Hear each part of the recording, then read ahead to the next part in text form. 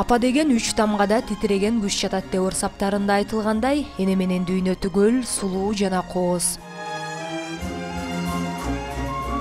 75 жашты таянып калган бул апа 2 уулу 1 кызга өмүр тартуулаган жан.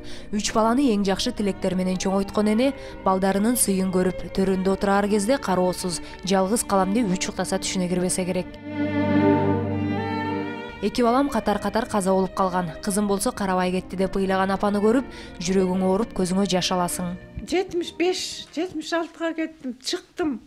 Бирок ошону жакшы жашап өтүш керек эле да, особенно азыр караганда. Мына көз көрбөйт, операция болгон бир жак, бут баспайт, тоже 3-4 жолу жыгылып, талкаланып операция болду. Ушул моментте мен киши жардам берип, кишилер эме кылып тура турган мезгил эле да. К сожалению, ал болбой таптакыр кароосуз калдым да, таптакыр. Тун балам төрөгөндө апам экзамен учурунда төрөдүм да алып кетти. Такыр эмизбей роддомдон эле. Ал ошо ойдон өстү, апамды, энемди, тайнесинде. Энем да өлүп калды, ал бала дагы жаман болду да. Анан ал кийин чоңоюп, тигинтип минтип тайнесинен ажырагандан бизге жакындады. Ошондо менин азыркы канатым братаным бар турбай, ой, братан ес деп сүйүнүп жүрдү. Ошол бала Англияга барып 5 жыл келип өлүп калды.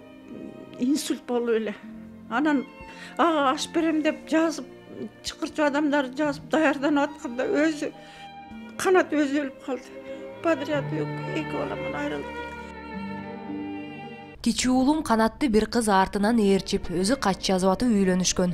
11 жыл чогуу ынтымактуу түтүн буулаттык. Бир дагы жаман жакшы айтышкан жокпуз. 2 неберелүү болдум. Анан мынтип канатым каза болуп калгандан кийин неберелеримди ээрчитип басып кетти деп муңканды. 2 кыз калды канаттан, бирок кичинекей 1-класска. Ошону көргөзбөй, ошондон бөлүп, таптакыр айламды кетирип, кудагый көргөзбөй, куса болуп, жинди болуп эле экөөнү тең көргүм келет. Келиним айтпай туруп, суранбай туруп, уважение кылбай туруп басып алып кетип калды. Ошонун кетиши, экинчи өлтүрүп кетти да мени. Ошо келиндин үйдөн чыгып кеткенден кийин анан мен ушинтип оорулуу болуп калдым, аябай эле. Канча мал жаны калды эле баламдын. Бирөө эчтеке бербей койду да, тиги ашына соёлук десек жолотпой койду. Элнура качып менден, телефонун албай ушинтеди да, ошону көрүп алып айткым келет. Элнура, эмне үчүн сен ушундай мамиле кылдың мага? Экөөбүз сен менди эчтик беле 11 жылдын ичинде. Мен сени сүйчү элем, жакшы көрчү эмес белем. Эмне үчүн ушинтип кеттиң мени? Канат өлгөндөн кийин жапжалгыз таштап, төкөрөңдөтүп, көзүм минтип калса деп айткым келет. Качып телефондорун албайт. Анан эми менин бир кызым бар да, мени карабайт. Ал биринчи күйөөгө чыкканда грузинге чыкты, андан 2-3 жылдан кийин чыкты, андан кийин дагы кыргыздарга эметпей, кыргыздарга чыккан жок, башка эмеге күйөөгө чыгып, анысы да кетип калыптыр. Мен менен иши деле жок. Өлөрүм күтүп аткан турбайда, ого дечен капа болосуң. Что ты преследуешь?